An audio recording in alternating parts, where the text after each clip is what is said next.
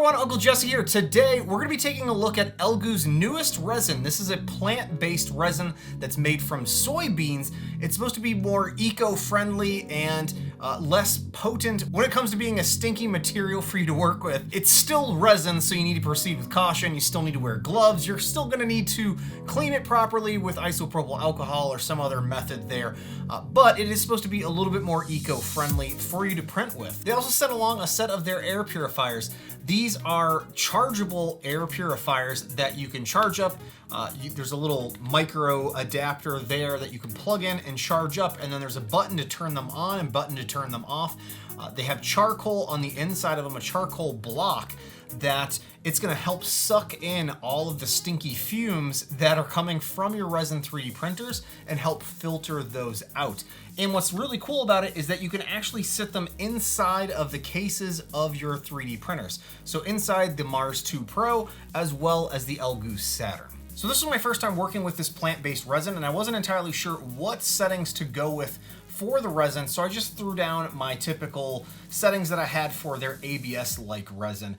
And for the most part, it turned out great, and I was able to run a Mayor Labs test print. I had the charcoal activated unit in there as well while it was printing, and I'm happy to say it's not stinky at all. Regardless of using the purifier or not, I'm not really seeing any strong fumes coming from the resin, which is great, especially for anybody that's working in like a small studio space with their machines. Obviously, I wouldn't necessarily recommend putting a resin 3D printer directly in your bedroom where you're sleeping, but it's great to see that this is a resin that isn't gonna stink up your whole workspace when you're deciding to print something. I decided to load up some of the newest Loot Studios miniatures on the Mars 2 Pro, and unfortunately, my settings needed to be tweaked just ever so slightly for them to print properly. Yeah, the first real set of prints ended up failing, so I went back in and adjusted my settings in Chitubox and went and ran the prints again, and this time they turned out much better.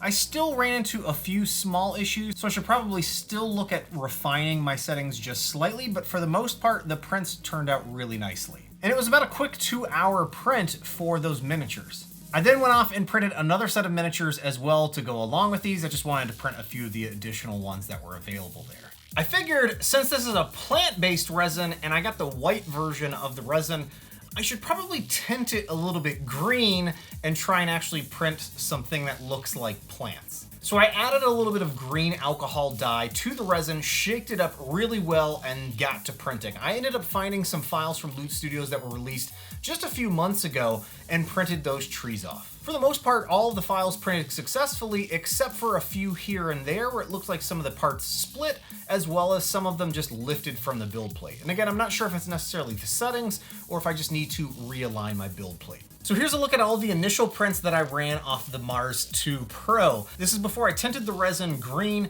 so this is just the initial white prints. And again, these were all from Loot Studios. I'll have links down below to their site where you can subscribe.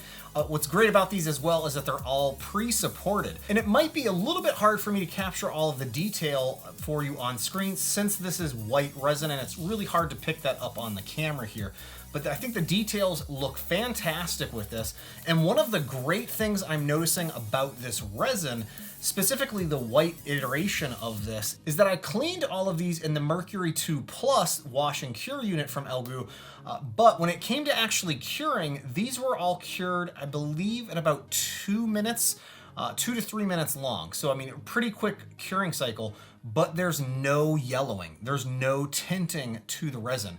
And in fact, I decided to run a quick little experiment on my failed prints. The first one was 2 minutes, 3 minutes, 4 minutes, 5 minutes, 8 minutes, 10 minutes, and 12 minutes long in the cure station. And as far as I can tell, none of them are really yellowing. I mean, it's starting to tint a little bit here towards the end, but up to about 5-minute cure time, there is almost no, like at least not that I can visibly tell from my eyes in my workshop here, any yellowing to this white resin. So if you're someone that's looking for white resin to print with that doesn't tint yellow, this is gonna be a fantastic option for you to work with. So we can then take a look at some of these scenery files that I went off and printed in that green tinted version of the resin.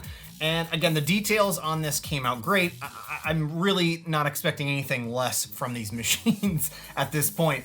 But I did still have a few small failures there. So this one tree, these broccoli looking trees at this point, it ended up splitting here. And again, I don't know if it maybe just didn't have enough supports in a certain areas or if it had to do something with my settings. I'll have to go back and re-look at that there. The other one was one that ended up recovering, which was this little weird statue head thing, this ancient statue. It partially printed, and thankfully the supports still caught it and it printed properly. And I was really impressed with these Mini Air Purifiers. You end up getting 2 in one order, which is great. So inside your Mars 2 Pro, you could actually end up having both of these running at the same time. The other nice thing is that they're not loud at all. So when you have them powered on, there is a little fan that's in there that's helping circulate or suck in the fumes that are coming from the actual printer, and it's pumping it through it and through that active charcoal filter in there. Let me see if I can pop this open. There we go. So here is the black piece of charcoal there, and yeah, it's gonna filter that in, and you can end up replacing that or filling it with other charcoal material, because from what I was reading on the description of the product, you do need to change those filters out within the units about every 3 to 6 months, depending on the usage that you're running through on the machines. One thing that I did want to mention, when you're running these on the Elegoo Saturn, you want to make sure that it's off to the side a little bit here. I ended up positioning it too close to the Z-axis here, and this bar came down on top of it and prevented the build plate from lowering any further. So you're gonna wanna make sure that you don't do that and have it spaced off to the side properly so that it has enough room for the build plate to fully lift up and down without bumping into this. So if you're interested in trying out this plant-based resin or the air purifiers, I'll have links down below where you can find these. I also want to say thank you to Elegoo for sponsoring today's video and sending along this plant-based resin for me to check out, as well as their air purifiers. I'm going to be running these in all of my resin printers from now on. I don't really see any downside from running these, and it's such an easy thing to work with, and it fits in so many different machines.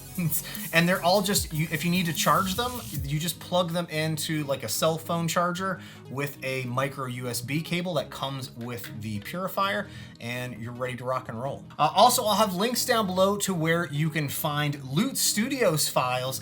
These are fantastic files that come pre-supported that you can easily run on any of your Resin 3D printers. Also, for my resin settings, I shared what I had on screen here that I was running with. I'm going to continue to tweak and refine these and see if I can really get this optimized as best as I can. And I should mention that I am making those settings available in all of my resin settings to all of my patrons.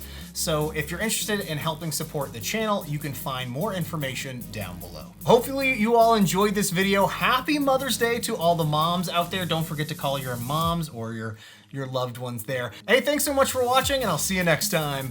Bye now. I probably should have tried to print something Mother's Day related. I didn't even think about that, and it was like way too late to get started with that, to add to the video. Yeah, go figure.